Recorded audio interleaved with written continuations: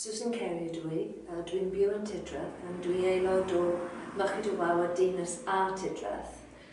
Wi wedi byw yn Tidreth ers 30 mlynedd, a dwi'n wrth fy modd gyda Mychyd y Wawr. Dwi'n cael lot o sbwrt gyda nhw.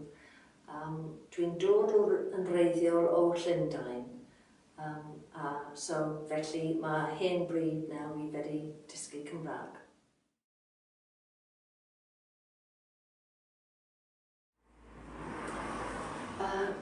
Dysgu Cymraeg wedi newid fy mywyd gweud y gwir. Dwi'n gwneud lot o pethau nawr gyda fe. Un peth arbennig o dda, dwi wedi dod yn aelod o Capel Bethlehem yn Tidreth, a wi wedi cael fy medyddio sy'n arbennig o dda, and dwi'n wrth fy modd gyda fe. Hefyd, dwi'n trefnu y clonc mawr. Mae clonc mawr yn cyfle i bobl, dwi'n cerdded bob mis rhywle yn Sir Benfro, a mae cyfle i bobl immuno gyda Cymru, so dysgwyr yn immuno gyda Cymru mwyn siarad y gilydd trwy'r dydd. So dyna ymarfer da iddyn nhw. Dechreuais i gyda clonc mawr rhyw 4 mlynedd yn ôl nawr. A nawr dwi'n cael y fraint i trefnu fe, so dyna peth da iawn i fi. Mae Roger yn Wawr, mae wedi gweld siwt hwyl dwi'n cael gyda ar ôl dysgu Cymraeg, felly mae'n dysgu Cymraeg hefyd nawr. Mae'n neud sylfaen ar hyn o bryd, a mae'n edrych ymlaen nawr i mis Medi i wneud sylfaen 2 ac wedyn canolradd. Hefyd, dwi'n mynd trwyddo i rwng dyfynol dysgwyr y flwyddyn yn y Eisteddfod Genedlaethol, sy'n fraint iawn. Hefyd, o'n i'n ennill dysgwyr y flwyddyn Sir Benfro, yn ar ôl hynny, o'n i'n Prifysgol Abertawe yn gofyn i fi bod yn llysgenna dros 10 orllewin Cymru.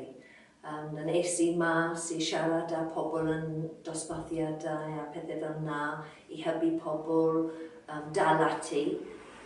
Wedyn profiad dda iawn, mwynhauais i dros ben wneud hynny.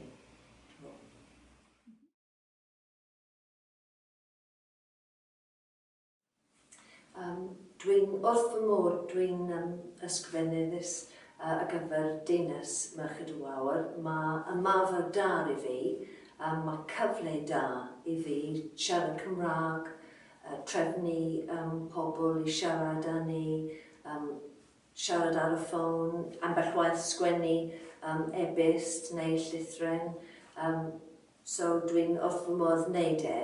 Mae chance dda, a dwi'n credu dyle Mychyd y Wawr yn cael Gwobrau mwyn siwt gymaint o ddysgwyr yn cael ei helpu gan hynny.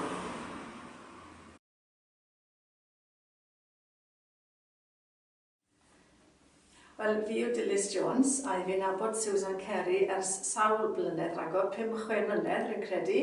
A o'r tro gyntaf i ni gwrdd, oedd Susan bob tro yn awyddus iawn i siarad Cymraeg dy fi. Felly o'n i'n hapus iawn i siarad Cymraeg gyda Susan, bob tro o'n i'n cwrdd. A oedd Susan yn gwybod bod fi yn digwydd bod ar y pryd yn lywydd ar Merched y Wawr Dinas. A mae Susan un dydd yn gofyn i fi, wyt ti'n meddwl gallai ddod i Merched y Wawr Dinas? A wedes i, wel, wrth gwrs gallu di ddod i Merched y Wawr Dinas gyda croeso mawr.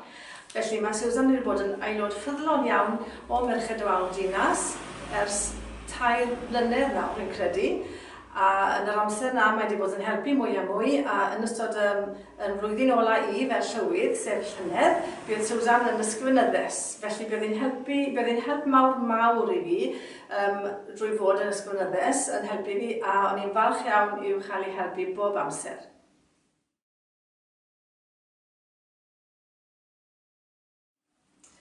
Wel, mae yna sawl reswm i gyd pan rwy'n teimlo bod bod Susan yn haeddu ennill yn y gystadleuaeth hon. Mae'n weithgar iawn wrth gwrs gyda Merched y Wawr yn dinas gyda ni. A heblaw hynny, mae hefyd yn arweinydd y glonc mawr sydd yn cerdded ar arfordir unwaith y mis, arfordir sydd Benfro, a mae'n weithgar iawn da hwnnw.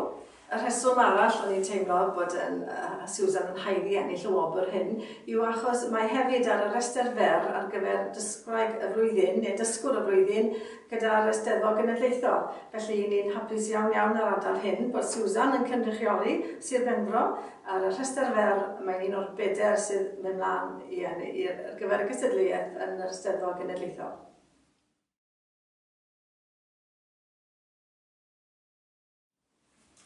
Sa'n siŵr os dwi'n wir yn heiddi o Wawr. Dwi'n cael lot o sbwrt gyda Cymraeg.